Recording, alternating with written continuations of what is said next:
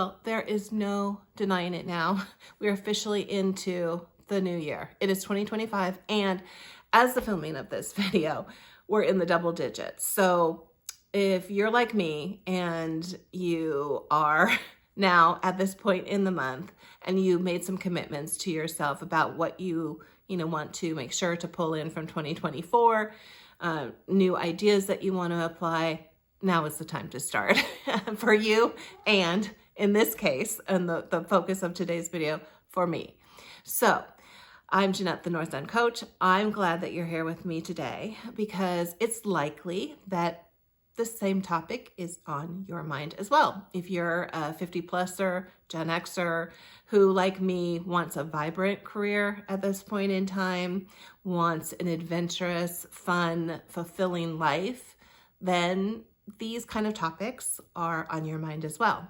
So let's dig into this one. This one is very personal. It's a learning that I had in 2024 that I committed to do more about in 2025, because although, and the topic here, the real learning from 2024 is when I've had hard and difficult things to do, I have had so much hesitancy. I don't want to feel uncomfortable. I don't want that discomfort. And so, kind of like pulled into the challenge, kind of kicking and screaming along the way. And as much as I've had those really awful feelings of resistance at the beginning, correspondingly, the feelings of exhilaration and accomplishment, the great feelings getting to the other side of the hard and difficult thing, are almost addictive. I want more of that. And so the only way that I can figure to get more of that is to do more hard things. And there is a hard thing, a difficult thing, that I have resisted for a long time.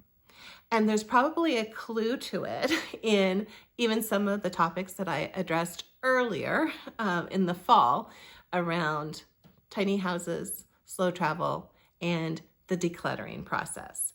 So if you're like me, this may be on your mind as well.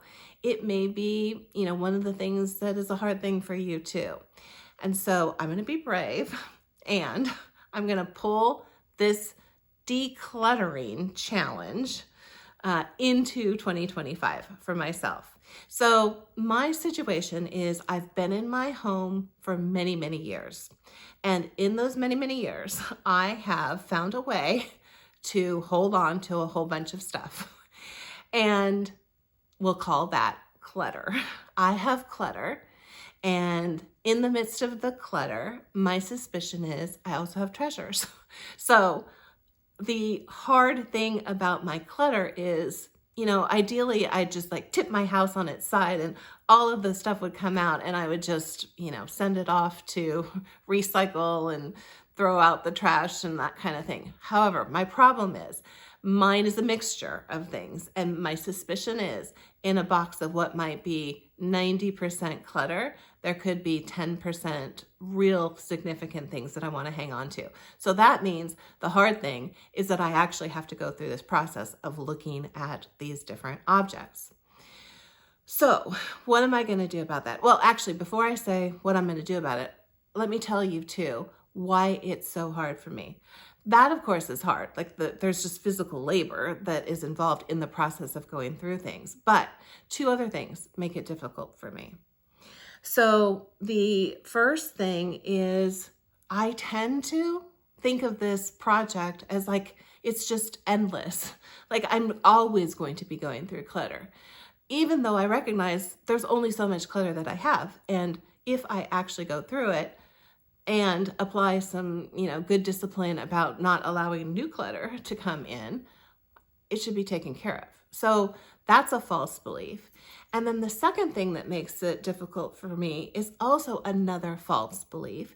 And that false belief is around somehow I look at the physical object as if it's holding all of the good memories from, whatever was associated with it. And of course, it's just an inanimate object. It was there at the time that these good things happened, but I actually hold the memories, not the object. But again, I get confused over that.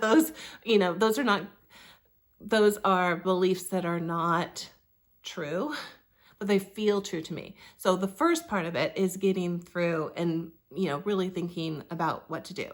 The other thing, now, what am I going to do about it? I am going to apply a tiny house mindset to this whole approach. One, I am going to apply a tiny house mindset in the sense that I am going to have that as my target. Even though I'm unlikely to move into a tiny house, I do want to move into a place and feel clean. Like I do have, only the most important things to me. And by move into a place, what I didn't state is I just want to have options. It may be that I want to relocate, in this next year to someplace else. And so if I am going to do that, I need to take care of these particular, items as well. So one idea is I'm going to apply that as a goal, the tiny house goal. But I'm also going to apply a tiny house habit in the sense that I'm going to apply the concept of tiny habits, and I will put in there's a great book on tiny habits that I will put a link to in the description box as well. But it's this idea, I'm just going to start really, really small. And specifically what I'm going to do is I'm going to commit to every day, I'm going to take an object and I'm going to either put it in the trash, put it in the recycling bin, or put it in the giveaway bin. I mean, obviously not all my objects. Some things are things that I'm going to keep, but I'm not going to even associate with one particular, like I'm doing the entire garage. I'm just going to, look for items, kind of, how they talk about low-hanging fruit. It's sort of the low-hanging fruit of the, whole process of decluttering. So that's what I'm going to commit to. Plus I'm going to do a little bit of I call it the purse challenge. It's a process I used in the past to encourage going to do some exercise. I built a little incentive in for myself. So I don't have that outlined for you today, but I'll come back with exactly how I build that out. And then speaking of you, I'm also using you as an accountability partner. So I am going to come back and report about how things are going on this particular project, the goal, so to speak, for this year. Now, I always talk about career-related things. So how is this related to careers? Well, you need to be light on your feet to be ready for the opportunities. And so literally this helps to lighten the load, to think and be ready for even geographic changes for me. But also from a bigger perspective, it lightens the load emotionally and just, what I'm looking at in the house. A cleaner, more minimalistic environment is soothing and calming and helps me do my best thinking. And I think that's true for you as well. I would love to hear from you if you are in the middle of decluttering. What's worked for you? I'd love any advice that you have on this topic. Are you thinking about doing some of the things? Let's have a conversation in chat. All right. Thanks for joining me here today. I will be back again in a couple days with another video, but until then, do take care. Talk soon.